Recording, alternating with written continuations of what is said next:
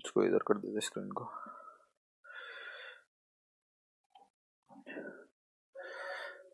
Okay, hello, good morning, नमस्कार, जय हिंद।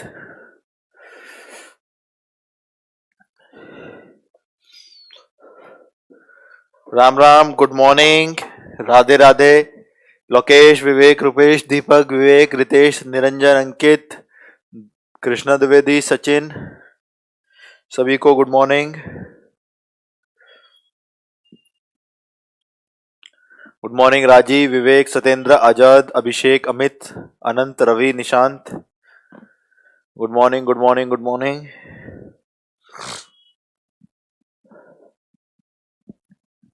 बहुत ठंड है भाई, दोबारा तबीयत गड़बड़ा गई है। Dharmendra,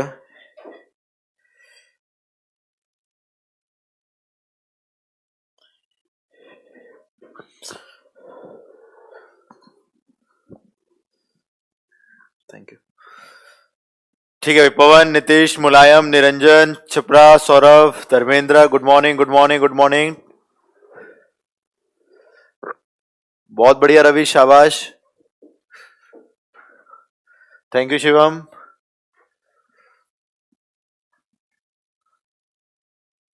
Ritesh, thank you.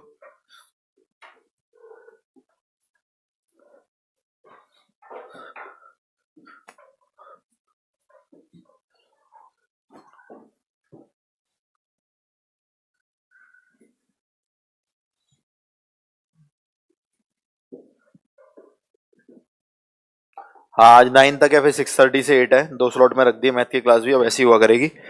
जल्दी से इसको खत्म करते हैं, फिर हम लोग मैक्सिमम प्रैक्टिस करके सिलेक्शन लेते हैं। हाइपरबोला से सेम क्वेश्चन बबलू जो एलिप्स में बनते सेम एज इट इज उठा के रख दो। मेहनत करो राजीव, सही तरीके से क्यों नहीं हो पा रही है, अब एक्सक्यूजेस का टाइम नहीं है।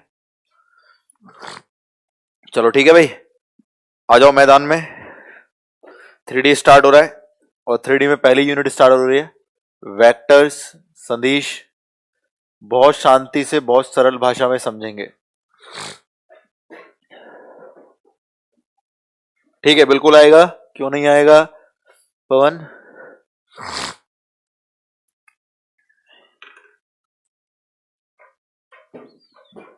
देखिए तरफ,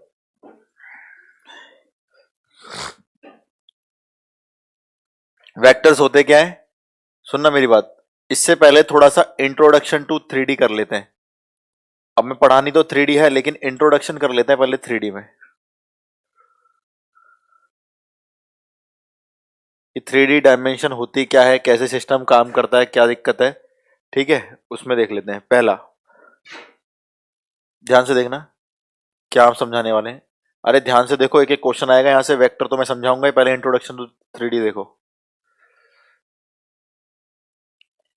मान लीजिए स्पेस में मेरे कोई 3 पॉइंट है ABC, ठीक है भाई? ये x एक्सिस हो गई, ये y एक्सिस हो गई, ये z एक्सिस हो गई। अब मेरे को कुछ क्वेश्चंस करने के लिए कुछ समझना पड़ेगा, तो वो समझने के लिए कुछ चीजें मैं ड्रॉ कर रहा हूँ, सामने देखना ध्यान से। A, B, C से इसके ऊपर परपेंडिकुलर डाला, कौन है ये? x axis. x एक्सिस बिंदु होता है A, 0, 0, क्योंकि x पे y और z तो मिलेंगे नहीं, केवल x मिलेगा। हाँ, तभी तो बबलू टाइम पे सिलेबस करा दे ताकि डायरेक्ट कर पाए। अरे निरंजन, डेफिनेशन लगा दो, पैराबोला की बहुत लेंथी है, डेफिनेशन लगा दो। किसी पॉइंट से फोकस का डिस्टेंस बराबर होगा उसके डायरेक्ट्रिक्स के डिस्टेंस के। तो ये आपके पॉइंट दे रखे हैं, आपका आंसर आ जाएगा x+1 का होल स्क्वायर, y+2 का होल स्क्वायर, अंडर रूट, और लाइन जो भी दे रखी थी आपने, x-2y+3, 4 और 1 5। स्क्वायरिंग बोथ साइड कर लेना, आपका आंसर आ जाएगा। ये सब नहीं आता पेपर में, वैसे आंसर मैंने बता दिया आपको। अब शांति से यहाँ सुन लो, ठीक? A, B, C से परपेंडिकुलर डाला, x एक्सिस पे आ गया A, 0, 0, ठीक है भाई? तो क्या आप इन दोनों में डिस्टेंस फॉर्मूला लगा सकते हो? आप बोलोगे जी बिल्कुल लगा सकते हैं। कैसे? डिस्टेंस फॉर्मूला लगा दो। ए में से ए गए 0 का स्क्वायर, बी में से 0 गए B स्क्वायर, सी में 0 गए C स्क्वायर। तो मेरा जो पॉइंट था A, B, C से परपेंडिकुलर डिस्टेंस पता लग गया, लंब दूरी पता लग गई। कहां से? एक्स एक्सिस से, वाई एक्सिस से और जेड एक्सिस से। इसमें बहुत गलती करते हैं बच्चे, ध्यान से सुनना। तो अभी अभी मैंने सामने प्रूफ भी कर रखा है, रटने वाली बिल्कुल बात नहीं है। क्या प्रूव कर रखा है? अभी हमने a comma B comma C की दूरी एक्स एक्सिस से निकाली, तो निकल कर आई under root B square plus C square. तो आपने एक चीज देखी यहाँ पर कि जो भी पॉइंट होगा ए बी सी, और जिस अक्ष से पूछेगा, ए बी सी तीनों दे रखे थे, उसकी दूरी एक्स एक्सिस से पूछी थी, तो वो वाला कैंसिल करके बाकी दोनों में ट्रिपलेट यानी पाइथागोरस थ्योरम लगा दोगे। वाई एक्सिस से पूछ रहा है तो बी को कट कर दो, ए और सी में पाइथागोरस लगा दो, लंब दूरी पूछ रहा है वाई एक्सिस से। जेड एक्सिस से पूछ रहा है तो सी को कट करके ए और बी में पाइथागोरस लगा दो। तो किसी भी पॉइंट का हम तीनों अक्ष से डिस्टेंस निकालना सीख गए। किसी भी बिंदु का हम तीनों अक्ष से, 3D के अंदर बोल रहा हूं, किसी भी पॉइंट का तीनों अक्ष से हम लंब दूरी निकालना सीख गए। अब ध्यान से देखना, सेकंड,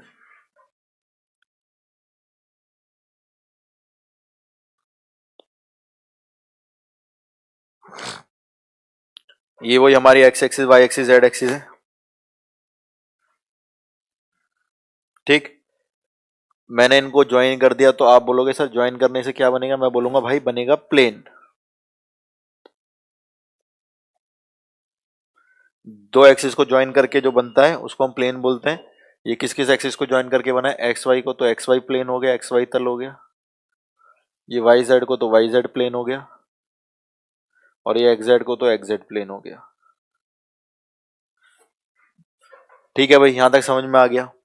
ठीक है, ढंग से समझ में आ गया, कोई बात नहीं। तो स्पेस में मान लो कोई पॉइंट यहां पर है, मैं इसके ऊपर तो ड्रॉ करूंगा तो आपको लगेगा प्लेन पर है। तो मान लो कहीं यहां पर पॉइंट है, स्पेस में बाहर है, इन सब प्लेनों से बाहर। तो प्लेन से बाहर है तो उसके तीनों पॉइंट है, ए भी है, बी भी है और सी भी है। ठीक है भाई, ठीक है। ए भी है, बी भी है और सी भी है। थोड़ा इधर ड्रॉ कर लेते हैं, आपको लाइट की वजह से सी नहीं दिख रहा होगा। स्पेस में कोई पॉइंट है जिस पर ए भी है, बी भी है और सी भी है, ठीक है। उस पॉइंट से परपेंडिकुलर डाला किसी भी प्लेन पे, मान लो एक्स वाई प्लेन पे डाल लेते हैं। ये रहा बिंदु, यहां पर है, यहां से एक्स वाई तल के ऊपर लंब डाला। अब एक्स वाई प्लेन,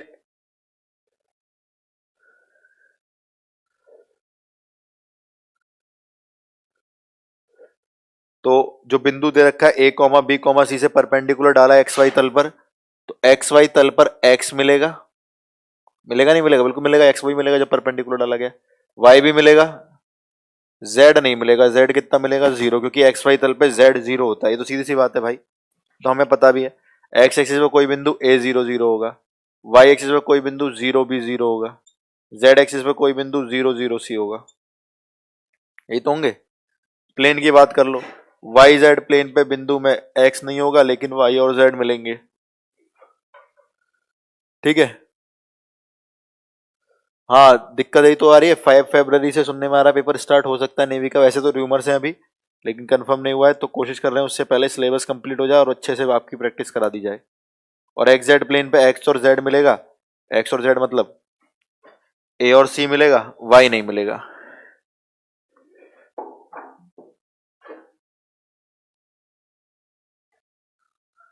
ठीक है, तो ये प्लेन की कहानी है भाई। अब मुझसे ए कॉमा बी कॉमा सी से परपेंडिकुलर डिस्टेंस पूछ रहा है कितना आएगा। मैंने कहा लगा दूंगा यार डिस्टेंस फॉर्मूला, कोई बड़ी बात नहीं है मेरे लिए, लगाते हैं। ए में से ए गए जीरो, जीरो का स्क्वायर जीरो, बी में से बी गए जीरो का स्क्वायर जीरो, खाली सी स्क्वायर बचा। और सी स्क्वायर जब डिस्टेंस से बाहर आएगा तो मॉडुलस सी लिख सकते हैं, क्योंकि नेगेटिव ना आ जाए बस। तो ये तो और आसान हो गया। अगर A comma B comma C का परपेंडिकुलर डिस्टेंस लंब दूरी पूछेगा, किससे? X Y plane, X Y तल से। दूसरा Y Z plane, Y Z तल से। और X Z plane, X Z तल से। तो वो भी निकालना सीख गए हम। एक्स वाई तल से कितना आया? मॉडुलस सी निकल के आया। तो यहां से भी एक तरीका बन रहा है, देखो क्या। अगर एक्स वाई तल से पूछ रहा है तो एक्स भी कट कर दो, वाई भी कट कर दो, जो जेड है वही आंसर है। बस मॉडुलस इसलिए क्योंकि डिस्टेंस कभी नेगेटिव नहीं आता। वाई जेड तल से वाई भी कट कर दो, जेड भी, केवल ये आंसर है एक्स वाला। और एक्स जेड तल से एक्स भी कैंसिल, जेड भी कैंसिल, केवल ये वाला आंसर है। तो आपके पास 6 क्वेश्चन हो गए। 6 क्वेश्चन कौन से हो गए? बहुत छोटी सी बात। ठीक है, 6 क्वेश्चन हो गए। कौन से बच्चे हैं सुनो भाई, कि अगर कोई बिंदु दे रखा है, सर आपकी वॉइस बहुत धाकड़ है, थैंक यू अभी, थैंक यू सो मच। ठीक है, बहुत आसान है, सुन लो ध्यान से मैं जो बोल रहा हूं।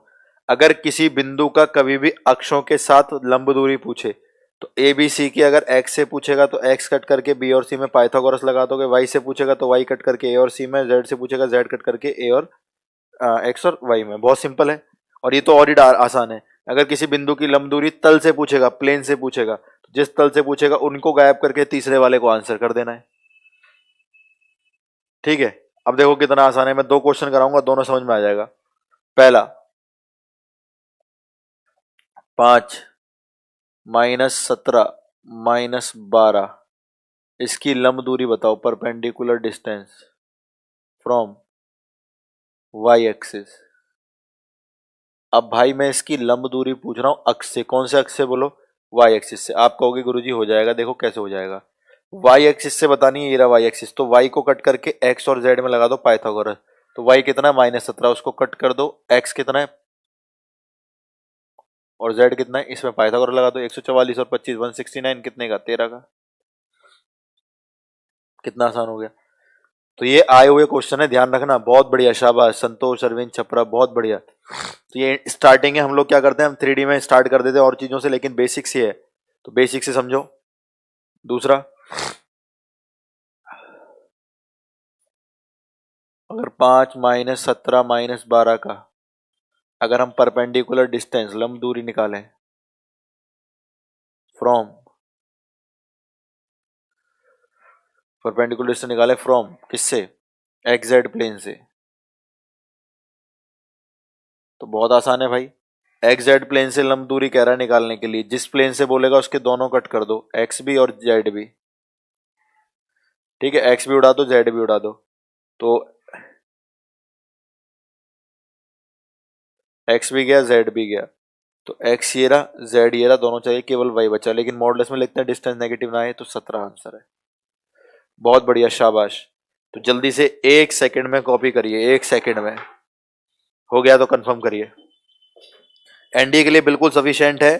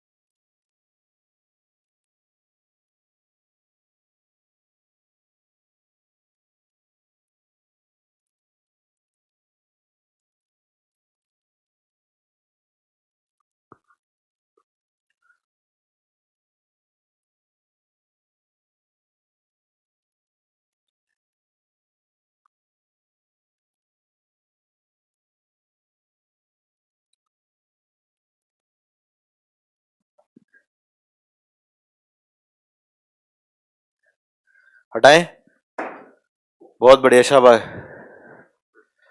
तो इसको हटा देते हैं भाई, बहुत इंपॉर्टेंट चीज है, ध्यान से रखना। 2 हो गई, तीसरी चौथी और समझो, फिर वेक्टर का इंट्रोडक्शन लेके आएंगे।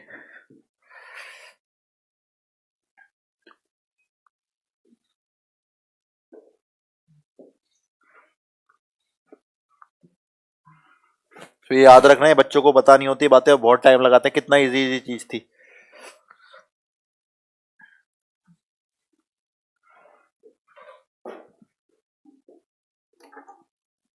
फिर ध्यान से देखो तीसरी चीज,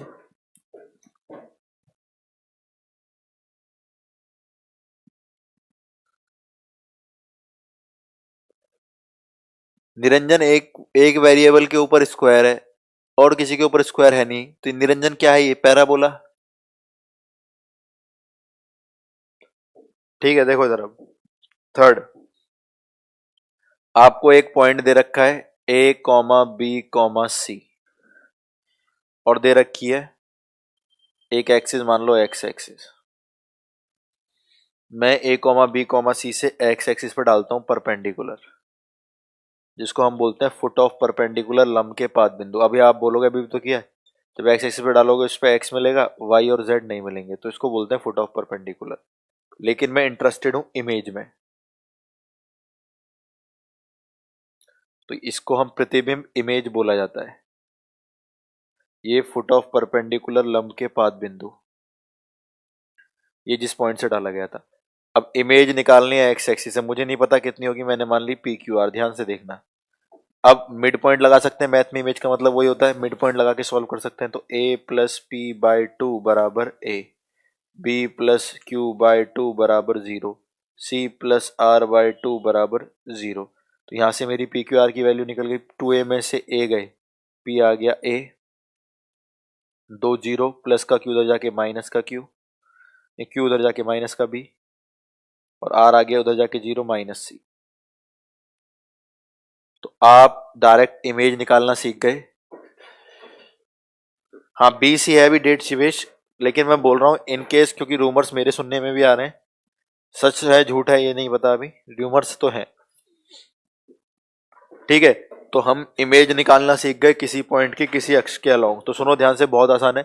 जिस भी बिंदु की जिस अक्ष में इमेज पूछेगा, आप उसको सेम रख के बाकी दोनों के साइन चेंज कर दोगे। दोबारा सुन लो, ए बी सी एक पॉइंट है, अगर इसकी प्रतिबिंब इसकी इमेज बतानी है एक्स अक्ष में, तो आप इसको एक्स को सेम रख के बाकी दोनों के साइन चेंज कर दोगे। प्लस है तो माइनस, माइनस है तो प्लस। तो बहुत आसान हो गया। ए बी सी की अगर इमेज निकालनी है, प्रतिबिंब निकालना है, किसमें? एक्स एक्सिस में, वाई एक्सिस में और जेड एक्सिस में। तो बहुत आसान हो गया। कैसे? अगर एक्स अक्ष में ए बी सी का निकालोगे तो एक्स वाले को सेम लिख के वाई और जेड का साइन चेंज कर दोगे। प्लस है तो माइनस, माइनस है तो प्लस।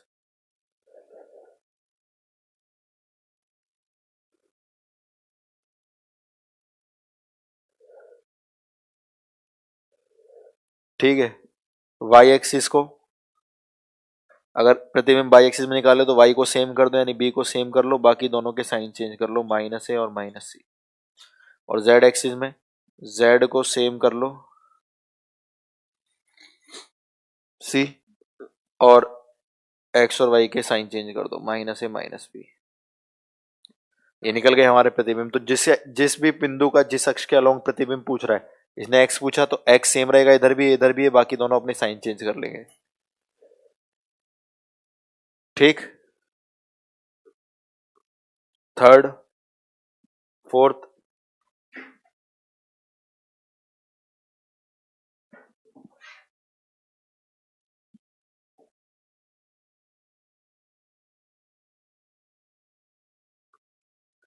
फोर्थ में क्या होगा? ये हमारा कंसेप्ट प्लेन में भी लग सकता है भाई, बिल्कुल बना दो प्लेन। ये एक्स एक्सिस मान लो, ये वाई एक्सिस, ये प्लेन बना दिया। एक बिंदु ले लो ए बी सी,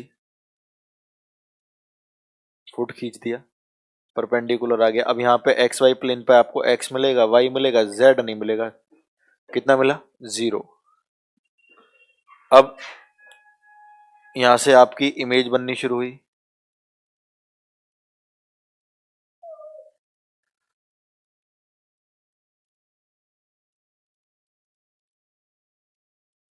इमेज बन गई, इमेज बन गई, तो वही फॉर्मूला लगाएंगे। एक्स वाई प्लेन में तो एक्स वही रहेगा, वाई वो रहेगा, जेड अपना साइन चेंज कर लेगा। यही तो बात हुई थी, जिसके अलोंग पूछे वो सेम रहेगा, इसमें बाकी दोनों साइन चेंज कर लेंगे। उसमें दोनों ऑलरेडी है, कौन कौन? एक्स और वाई। तो जेड अपना साइन चेंज कर लेगा, तो X Y as it is आ जाएंगे, जेड जैसा दे रखा है अपना साइन चेंज कर लेगा। प्लस है तो प्लस, माइनस है तो माइनस। ठीक है, तो आ, इमेज की बात कर लेते हैं। ए कॉमा बी कॉमा सी की इमेज किसमें भाई? किसमें? पहला एक्स वाई प्लेन में, दूसरा वाई जेड प्लेन में, तीसरा एक्स जेड प्लेन में। तो ये तीनों तलों के अंदर हम इसकी इमेज, इसका प्रतिबिंब देखेंगे। बहुत आसान बन गया। कैसे? एक्स वाई प्लेन में बोल रहा है तो एक्स सेम कर दो, वाई सेम कर दो, जेड का साइन चेंज कर दो। वाई जेड प्लेन में वाई सेम कर दो, जेड सेम कर दो, एक्स का साइन चेंज कर दो। एक्स जेड प्लेन में एक्स सेम कर दो, जेड सेम कर दो, वाई का साइन चेंज कर दो। बहुत आसान हो गया भाई। ठीक। अब इमेज वाले क्वेश्चन कोई भी कर सकता है। देखो कैसे। मान लो एक पॉइंट दे दिया 2-3-5, इसकी इमेज बतानी है अलोंग जेड एक्सिस। तो एक बिंदु दे रखा है 2-3-5, इसका प्रतिबिंब बताना है जेड अक्ष में। तो बहुत आसान है। मैंने क्या बोला, जिसमें भी प्रतिबिंब पूछेगा वो सेम रहेगा, तो जेड को ऐसे उतार लो, 5 आ गया। और एक्स और वाई के साइन चेंज कर दो, तो 2 हो गया -2 और -3 हो गया 3। तो आ गया प्रतिबिंब इमेज -2-3-5। बहुत बढ़िया, बहुत बढ़िया। हैप्पी बर्थडे गुरुदेव। मेरा बर्थडे नहीं है भाई लोकेश, मेरा बर्थडे कहाँ से कर दिया तुम लोगों ने आज? 4 सितंबर को आता है सुनहरे अक्षरों में। फिर देखो 2-3-5 की इमेज बतानी है अलोंग एक्स वाई प्लेन। अब एक्स वाई तल में इसका प्रतिबिंब पूछ रहा है कितना होगा एक्स वाई तल में। अब एक्स वाई तल में पूछ रहा है तो एक्स वही रहेगा, वाई वही रहेगा, जेड अपना साइन चेंज कर लेगा। +5 क्या कर देगा खुद को, -5। तो जल्दी से कॉपी करो। हो गया तो हाँ करो। बहुत इंपॉर्टेंट है। एक क्वेश्चन 100% आएगा इन 4 टाइपों से जो हमने पढ़े हैं अभी चारों।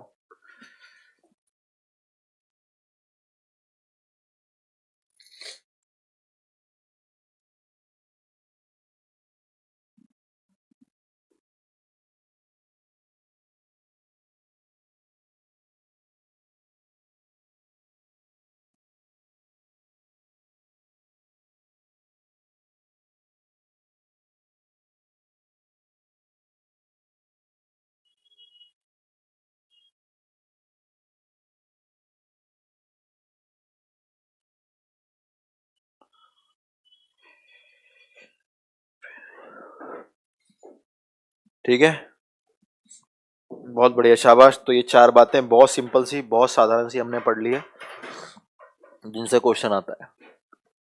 तो 3D का एक इंट्रोडक्शन मिल गया, जिससे हम लोग जज कर पाएंगे कि आगे गलतियां नहीं करेंगे। जिसमें हम लोगों ने किसी बिंदु की किसी अक्ष से एक्सिस से लंब दूरी, परपेंडिकुलर डिस्टेंस निकालना सीखा। ठीक। किसी बिंदु की हमने उससे क्या निकालना सीखा,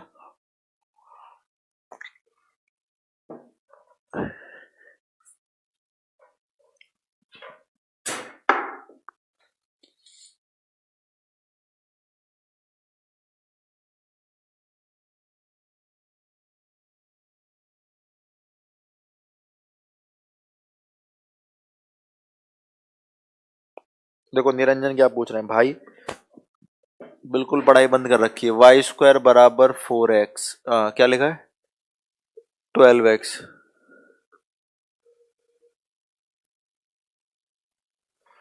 फोकल डिस्टेंस होता है सेंटर से फोकस तक की दूरी, ए दे दिया 4। तो एब्सिस का पॉइंट पूछ रहा है 4,0।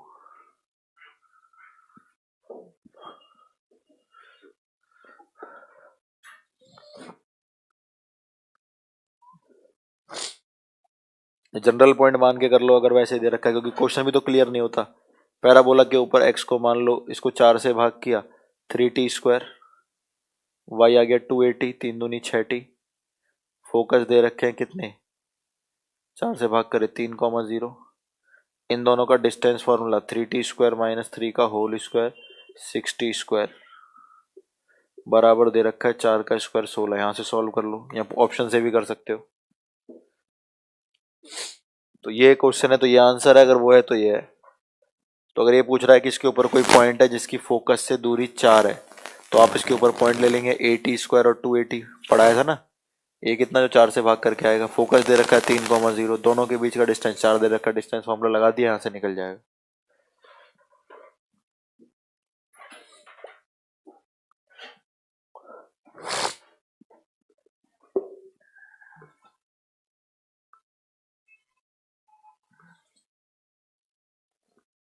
ऑप्शन से कैसे कर लेंगे पता है, ऑप्शन से एब्सिस का पता लग जाएगा पैराबोला में रख के, हमारा वाई वाला भी पता लग गया, दोनों बीच का डिस्टेंस फॉर्मूला लगा दो, ऑप्शन में से जो 4 आ गया उसको टिक कर देना।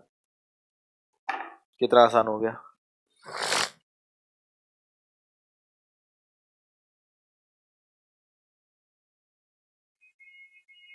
टेंजेंट और हाइपरबोला इक्वेशन भविष्य कल भी बताया था मैंने, एप्लीकेशन ऑफ डीओवी में पढ़ाऊंगा। यहाँ लिखवाऊंगा तो सिर्फ रटना पड़ेगा, वहां पे समझ जाओगे। देखो इधर अब वेक्टर्स का इंट्रोडक्शन देख लो, ध्यान से देखना, थोड़ी देर सुनना, हम फिर आके शाम को क्वेश्चंस करेंगे इसके ऊपर।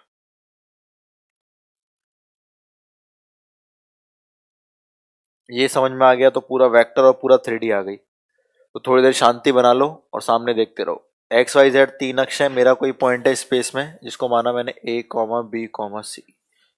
वेक्टर्स वो क्वांटिटीज होती है, कॉमन टॉपिक है फिजिक्स के लिए भी, तो आप लोग इसे पढ़ने के बाद फिजिक्स के क्वेश्चन भी लगा सकते हैं वेक्टर्स के रिगार्डिंग, जितने भी क्वेश्चन बनते हैं। वेक्टर्स वो क्वांटिटीज होती है जिनका मैग्नीट्यूड और डायरेक्शन दोनों होता है। तो ठीक है भाई, लंबाई तो मेरे को दिख रही है इस पॉइंट से यहां तक की, ठीक है, लंबाई तो दिख ही रही है इस पॉइंट से यहां तक की। मुझे क्या चाहिए, डायरेक्शन भी चाहिए।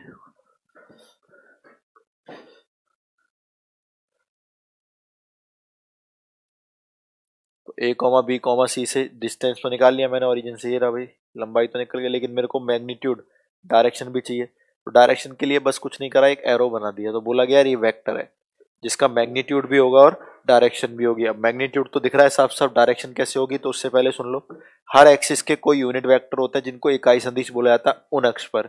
इनका काम ये होता है ये बताना कि कौन सा वेक्टर किस अक्ष पे कितना फैला है। कहने का मतलब, अगर मैं इसको ए वेक्टर के नाम से जानूं, इस वाली लाइन को, तो ओरिजिनेशन हुई इसकी 0 से खत्म हुआ ए पर, तो बनता है ये position vector x2 minus x1। तो ए में से 0 गए, ए आ गया। लेकिन बताना पड़ता है ए ये एक्स अक्ष पर है, वाई अक्ष पर है या जेड अक्ष पर है, तो बताने के लिए यूनिट वेक्टर का इस्तेमाल करते हैं। तो इसके पीछे आई कैप लगाने का मतलब ये एक्स अक्ष पे इसका पोर्शन है। y2 माइनस y1, बी में से 0 गए, बी आ गया, और ये पोर्शन उसका जेड एक्सिस वाई एक्सिस पर है तो जे आ गया, और z2 माइनस z1 सी आ गया, ये पोर्शन उसका z एक्सिस पर है। तो इसको हम लोग एक वेक्टर बोलते हैं जिसके पास मैग्नीट्यूड और डायरेक्शन दोनों है। मैग्नीट्यूड ये रहा, डिस्टेंस फॉर्मूला लगा दीजिए, तो मैं डिस्टेंस फॉर्मूला लगाओगे अंडर रूट में आएगा भाई ए स्क्वायर बी स्क्वायर सी स्क्वायर, जिसको हम सदिश का परिमाण या लंब जो भी कहते हैं, मान कहते हैं। तो हमको पता लग गया ये एक वेक्टर है जिसकी लंबाई है modulus A in terms of magnitude, और नाम उसका क्या है, ए वेक्टर। बहुत आसान सी बात। तो किसी भी वेक्टर को देखकर हम जो पहली चीज निकालनी सीख गए उसकी लंबाई बनाते कैसे, जहां से शुरू है जहां पे खत्म है, x2 माइनस x1 आई, y2 माइनस y1 जे, z2 माइनस z1 के। आई जे के लगाने की क्यों जरूरत है, आई जे के बताते हैं कौन सा वेक्टर किस एक्सिस पे कितना फैला हुआ है। पता कैसे लगेगा भाई, ये ए एक्स पर है, वाई पर है, जेड पे, तो x2 माइनस x1 आई पर, y2 माइनस y1 जे पे, z2 माइनस z1 के पर। तो ये वेक्टर मिल गया, और वेक्टर मिलने के बाद उसके इनिशियल पॉइंट और फाइनल पॉइंट दे रखे थे, उसके बीच में क्या लगा दिया, डिस्टेंस फॉर्मूला। तो मेरा आ गया under root A square plus B square plus C square, जिससे वेक्टर की लंबाई निकल गई इसकी। सेकंड चीज जो वेक्टर को देख के बताते हैं, इनको बोलते हैं हम लोग डायरेक्शन रेशियो, दिशा अनुपात। अब आप बोलोगे सर ये क्या होते हैं, ये बताते हैं कि हर वेक्टर अपनी एक्सिस पे कितना फैला हुआ है। मान लो मैं ए बी सी पे एक परपेंडिकुलर ड्रॉ कर देता हूँ, अभी भी पढ़ा भी हमने, परपेंडिकुलर आ गया कौन सी एक्सिस पे, एक्स एक्सिस पे। एक्स एक्सिस पे पॉइंट होंगे, ए होगा, वाई नहीं मिलेगा, जेड नहीं मिलेगा। तो हम ऐसा कह सकते हैं ये वेक्टर एक्स एक्सिस पर कितना फैला हुआ है, आप बोलोगे सर ए। अरे देखो एक्स एक्सिस पे कितना पोर्शन यूज कर रखा है उसने, ए यूज कर रखा है, तो हो गया बड़े आराम से। तो जो भी आई जे के आगे वाले होते हैं उनको डायरेक्शन रेशियो दिशानुपात बोलते हैं। तो एक्स एक्सिस पे ए है, वाई एक्सिस पे बी है, जेड एक्सिस पे सी है। तो आई जे के आगे वाली वैल्यू को हम लोग दिशानुपात ए बी सी से जानेंगे। बहुत आसान। तो हमने लंबाई निकालनी सीख ली और हमने दिशानुपात डायरेक्शन रेशियो निकालने सीख लिए। ठीक। थर्ड बहुत इंपॉर्टेंट और सब कुछ यही है आपके लिए। थर्ड है, इसका नाम है यूनिट वेक्टर इकाई सदिश। यूनिट वेक्टर इकाई सदिश मतलब क्या होता है, किसी भी वेक्टर को इकाई सदिश बनाने के लिए, दर्शाने के लिए उसके ऊपर कैप लगाया जाता है। ये कहता है कि इनका परिमाण एक होता है। ये वो वेक्टर होते हैं जिनका मैग्नीट्यूड, जिनकी लंबाई एक होती है। तो एक्स वाई जेड एक्सिस के अलोंग यूनिट वेक्टर है आई कैप, जे कैप, के कैप, क्योंकि इनकी लंबाई 1 है, इनके ऊपर कैप लगा रखा है। ठीक है भाई। अब कोई भी चीज है, मान लो उसको एक कैसे बनाओगे, किसी भी चीज को एक बनाने का सबसे आसान सा तरीका मान लो ये है, वेक्टर है, इसको एक बनाने का सबसे आसान तरीका, आप इसको उसी से भाग कर दो जितना ये है। मान लो कोई मुझसे बोलेगा हाँ भाई 10 को एक बनाओ, तो मैं बोलूंगा एक काम कर भाई 10 को 10 से ही भाग कर दे। ठीक है। तो मैं चाहता हूं मेरा जो वेक्टर बने उसकी लंबाई एक रहे, दिशा वही रहे। तो लंबाई यही दिशा यही रखनी है, लेकिन लंबाई 10 नहीं चाहिए, एक चाहिए।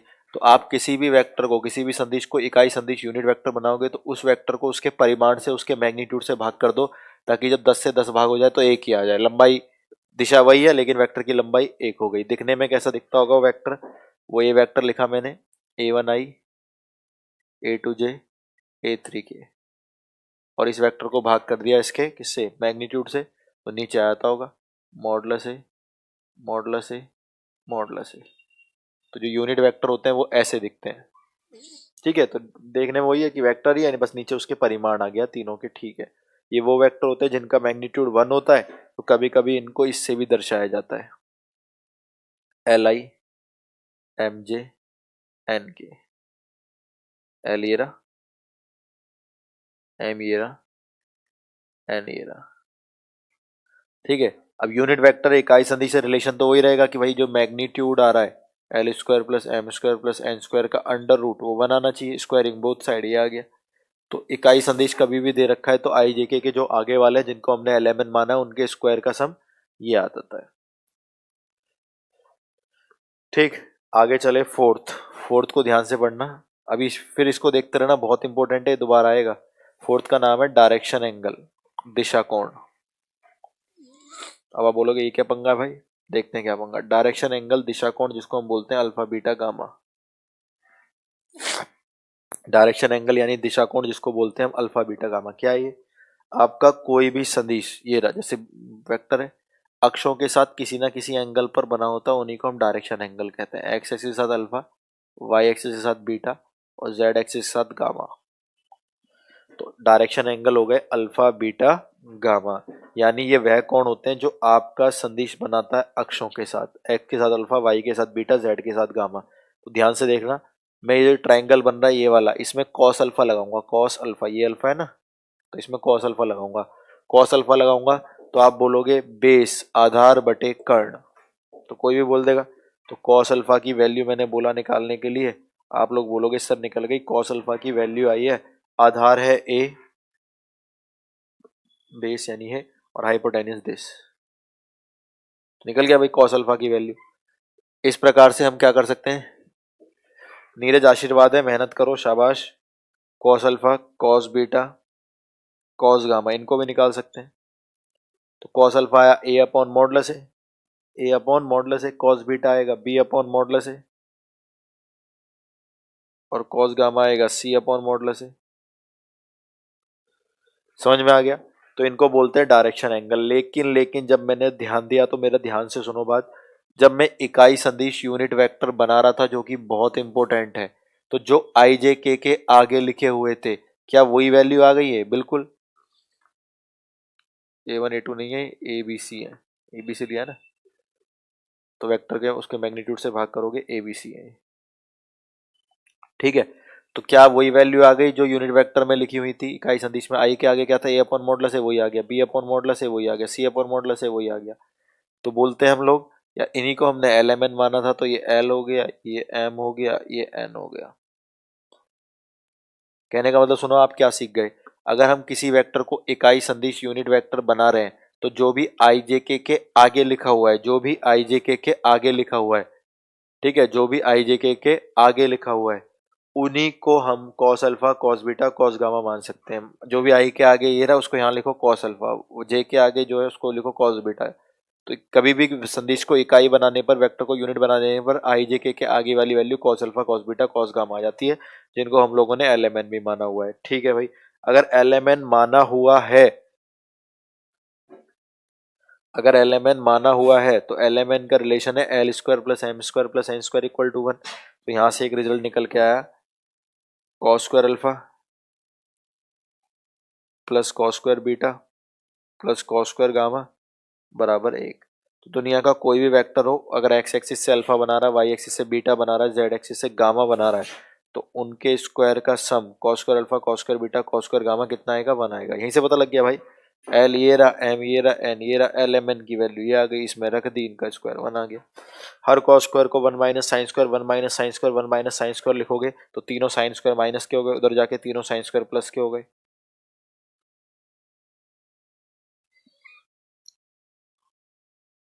प्लस के हो गए, इधर एक एक एक 3 बचा है, ये इधर आके माइनस हो गया, 3 में से 1 गए, 2 आ गया। तो ये दोनों रिजल्ट आप लोग याद रखोगे कि कोई भी संदिश ले लो, कोई भी संदिश, उनके कॉस के स्क्वायर का सम 1 होता है और साइन के स्क्वायर का सम 2 होता है। दुनिया का कोई भी संदिश ले लो। तीसरा रिजल्ट यहाँ से हम खुद बना सकते हैं। कैसे बना सकते हैं? आप अपनी पहली वाली इक्वेशन में से दूसरी को माइनस कर दो। Cos square alpha minus sine square alpha, आप बोलोगे cos 2 alpha. Cos square beta minus sine square beta cos 2 beta. Cos square gamma minus sine square gamma cos 2 gamma. और 1 में से 2 गए -1। तो ये 3 रिजल्ट फिक्स हैं, याद रखेंगे आप वेक्टर के लिए। कोई भी सदिश दे रखा हो दुनिया का, उनके कॉस के स्क्वायर का सम 1, साइन के स्क्वायर का सम 2 और cos 2 alpha cos 2 beta cos 2 gamma बराबर -1। बहुत आसान और बहुत छोटी सी बात। ठीक है भाई। डायरेक्शन एंगल के बाद बारी आई डायरेक्शन कोसाइन, दिशा कौस्य की।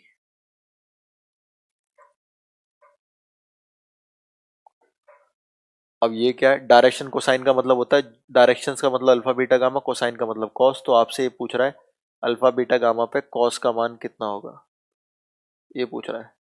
Cos alpha plus cos alpha cos beta cos gamma का मान। तो हम कहेंगे यार ये क्या पूछ लिया इसने, cos alpha cos beta cos gamma का मान तो ये रहा, तो वही लिख देते हैं। तो हम बोलेंगे बहुत आसान है भाई डायरेक्शन कोसाइन बताना। जो भी cos alpha cos beta cos gamma की वैल्यू उन्हें लिख दिया, ए अपॉन मॉडुलस ए, बी अपॉन मॉडुलस ए, सी अपॉन मॉडुलस ए। इन्हीं को हम लोग LMN भी बोलते हैं। और डायरेक्शन कोसाइन के स्क्वायर का सम 1 होता है।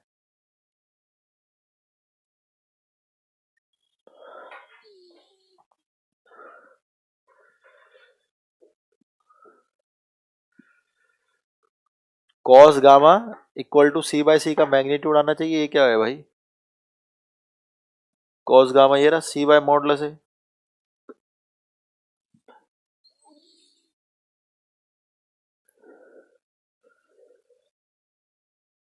ठीक है, अब मेरी बात सुनो। आपके पास एक वेक्टर के बारे में सारी चीजें पता लग गई हैं। अगर किसी को ये चीजें समझ में आ गई तो उसको कभी 3D में दिक्कत नहीं आ सकती। अगर नहीं समझ में आई, जिंदगी भर उसको दिक्कत रहेगी, जिंदगी भर। तो एक वेक्टर अपने बारे में अपनी लंबाई बता देता है, दोबारा देख लो, लंबाई बता देता है। जो भी वेक्टर है ए आई बी जे सी की लंबाई के लिए आप ए स्क्वायर करेंगे, बी स्क्वायर करेंगे, सी स्क्वायर करेंगे, अंडर रूट कर देंगे, लंबाई निकल गई। दूसरा अपने दिशानुपात बता देता है। जो भी ए बी सी के आगे लिखे हैं, आई जे के आगे लिखे हैं, उनको हम डायरेक्शन रेशियो दिशानुपात बोलते हैं। ठीक है। इकाई सदिश यूनिट वेक्टर क्या होता है? अगर आप किसी वेक्टर को उसके मैग्नीट्यूड उसके मॉडुलस से भाग कर दें, किसी भी वेक्टर को उसके मैग्नीट्यूड उसके मॉडुलस से भाग कर दें, तो जो वेक्टर आता है वो इकाई सदिश होता है। सीधी सी बात है भाई, अगर किसी की लंबाई 10 है और आपको 1 देखनी है, तो 10 को 1 देखने के लिए 10 से भाग करना पड़ेगा। तो आपको वेक्टर को उसी लंबाई से भाग करना पड़ता है। तो किसी भी संदिश को उसकी लंबाई से करोगे, इकाई संदिश बन जाएगा। तो ये आई जे के लिखा हुआ था, वेक्टर लिखा हुआ था, नीचे मैग्नीट्यूड लिख दिया, यूनिट वेक्टर बन गया। अब देखना है कितना इंपॉर्टेंट है ये। और यूनिट वेक्टर वाले को मैंने एलिमेंट भी माना और उसके स्क्वायर का सम 1, क्योंकि उसकी लंबाई 1 है। Direction angle alpha beta gamma होते हैं। जो X axis Y axis Z axis से बनाता है, तो एक्स से अल्फा बना रहा है तो कॉस अल्फा की वैल्यू निकाली, बेस बाय हाइपोटेनियस, आधार बटे कर्ण। ऐसी कॉस की गामा की, तो बहुत आसान था। लेकिन हमने ध्यान दिया, अरे तो वही वैल्यू आ गई जो आई जे के आगे लिखी होती है। इसलिए बोल रहा हूँ कितना इंपॉर्टेंट है यूनिट वेक्टर। तो अगर आप किसी वेक्टर को इकाई सदिश बना लेते हैं, तो उसके जो आई जे के आगे लिखा हुआ है वो cos alpha cos beta cos gamma, यानी एक्स एक्स के द्वारा बनाया गया जो कोण है उसमें कॉस की वैल्यू है, ये वाई एक्स के साथ है, जेड एक्स के साथ है, ये रहा। और ये फिर LMN ही बन गए, क्योंकि इकाई सदिश यूनिट वेक्टर के आई के आगे वाले हैं। और LMN का रिलेशन है L square plus M square plus N square equal to 1। फिर मैंने 1 माइनस 1 माइनस कर दिया, ठीक है, मॉडुलस बी नहीं होगा भाई, ए बी सी ये रहे यार वेक्टर के, ए बी सी, ये बी अपॉन मॉडुलस ए। ठीक, तो ये मेरे पास कॉस के स्क्वायर का सम एक आ गया, साइन के स्क्वायर का सम दो आ गया, और cos two alpha cos two beta cos two gamma का सम माइनस एक आ गया। ठीक है, हाँ सिवेश बता देता हूँ मैं। ठीक, और डायरेक्शन कोसाइन हमारे वही होते हैं जो भी यूनिट वेक्टर के आगे लिखे होते हैं आई जे के, तो देखो वही लिखे हुए हैं, यानी डायरेक्शन रेशियो डायरेक्शन कोसाइन, दिशानुपात और दिशा कोसाइन में बस इतना ही डिफरेंस है, ए बी सी तो उसमें भी है उसमें भी है, नीचे बस उनके परिमाण मैग्नीट्यूड आ जाता है। ठीक है, अब देखो एक ही क्वेश्चन से सब समझ में आ जाएगा, तो इसलिए बोल रहा हूँ अगर किसी वेक्टर को आपने यूनिट वेक्टर इकाई सदिश बना दिया तो वो अपने बारे में सब कुछ बता देता है, सब कुछ।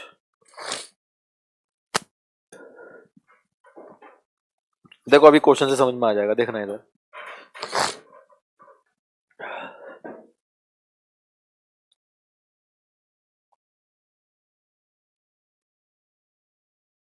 एक वेक्टर दे रखा है आई plus root two J plus के। ठीक है, इसके बारे में देखते हैं क्या क्या निकाल सकते हैं। A vector is given I plus root two J plus K, ध्यान से देख लो, मैं सब कुछ निकालना सिखा दूंगा, ये समझ जाओगे तभी समझ पाओगे। ठीक, तो पहली चीज आ गई मॉडुलस उसकी लंबाई, आप कहोगे बहुत आसान है, बहुत ही आसान है। आई जे के आगे वालों का स्क्वायर कर दो, एक का स्क्वायर रूट दो का स्क्वायर दो, एक का स्क्वायर, तो चार का अंडर रूट दो आ गया, मॉडुलस ये पता लग गया दो, पहली चीज हो गई। दूसरी, दिशा अनुपात डायरेक्शन रेशियो, तो जो भी आई जे के आगे लिखे होते हैं उनको हम लोग डायरेक्शन रेशियो दिशानुपात बोलते हैं, तो आई जे के आगे वन रूट टू वन दिशानुपात भी हो गए। तीसरा, यूनिट वेक्टर इकाई सदिश, यूनिट वेक्टर होता है इकाई सदिश, यानी उसको एक कैप से रिप्रेजेंट करते हैं, उसकी वैल्यू होती है जो भी वेक्टर है उसको लिखिए आई plus root two J plus के, और उसको भाग कर दीजिए उसकी लंबाई के, जो उसका मैग्नीट्यूड है, मैग्नीट्यूड कितना है दो, तो भाग करके आया आई बाई टू, रूट टू को टू से करा वन बाय रूट टू जे, और इसको करा वन बाय टू के, मेरे पास इकाई सदिश आ गया। इकाई सदिश मतलब ये वो वेक्टर है जिसकी लंबाई एक है लेकिन उसी दिशा में। अब ये वेक्टर आपको सब कुछ बताने के लिए पर्याप्त है, ये तीनों तो फिक्स रिजल्ट है, कॉस के स्क्वायर का सम एक, साइन के स्क्वायर का सम दो, और cos two alpha cos two beta plus cos two gamma minus एक। अब मान लो मुझसे ये पूछ रहा है फोर्थ में, तीन तो हो गए, हमने लंबाई निकालनी सीख ली, दिशानुपात सीख लिया, ठीक है, और लेटस यूनिट वेक्टर निकालना सीख लिया। फोर्थ,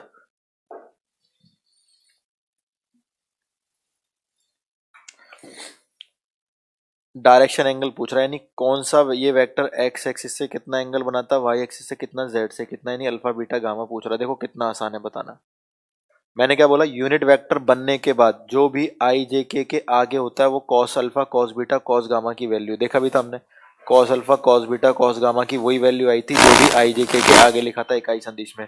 तो हम डायरेक्शन एंगल भी निकाल सकते हैं कि भाई ये कितना एंगल बना रहा है, कॉस अल्फा हो गया वन बाय टू, देखो कॉस बीटा हो गया वन बाय रूट टू, ये रहा, और कॉस गामा हो गया वन बाई टू, यानी इतना इंपॉर्टेंट है हमारा ये यूनिट वेक्टर। इकाई सदिश बनते ही जो भी आई जे के आगे वही cos alpha cos beta cos gamma, तो कॉस अल्फा एक बटा दो आ रहा है तो अल्फा आ गया 60 degree, cos beta one by two beta 45 degree, और गामा पाई बाय 3 डिग्री। तो कभी पेपर में आ जाए ये वाला सदिश वाई एक्स से क्या कोण बना रहा है, तो आप पहले इसको यूनिट वेक्टर इकाई सदिश बनाओगे इसके मैग्नीट्यूड से भाग करके, और जो भी वाई के आगे ये रहा उसको कॉस बीटा रख के सॉल्व कर दोगे, कितना आंसर आ गया 45 डिग्री।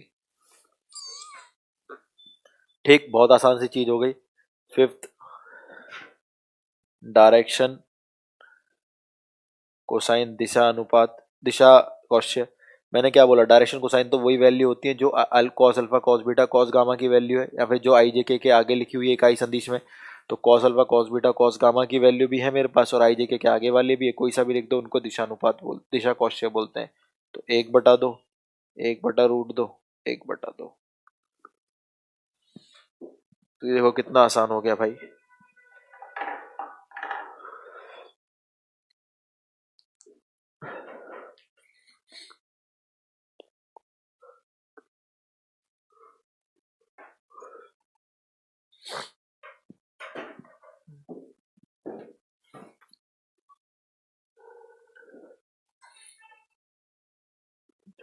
हटाएं। अभी एक बच्चे ने पूछा कि सर अगर कोई वेक्टर तीनों एक्सिस से सेम कोण बना रहा है तो टेन थीटा का मान बताना। सही है भाई, अच्छा क्वेश्चन है और सिंपल भी, मैं तो पढ़ाने ही वाला था। अगर कोई वेक्टर तीनों एक्सिस से सेम कोण बना रहा है तो अल्फा बीटा गामा तीनों सेम है, कितने के बराबर मान लें? थीटा के। If a vector makes an equal angle with all three coordinate axis find the value of tangent theta.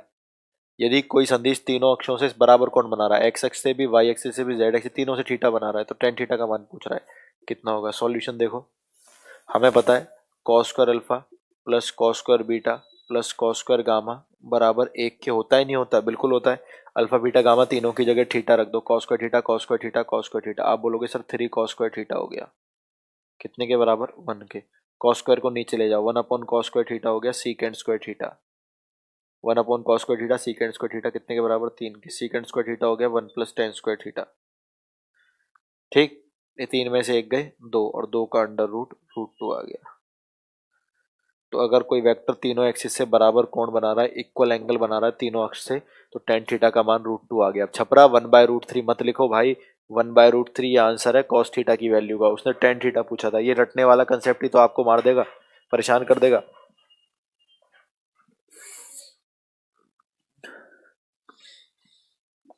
Chaudhary भाई शांति से सुन लो, देखो मैं क्या बोल रहा हूँ।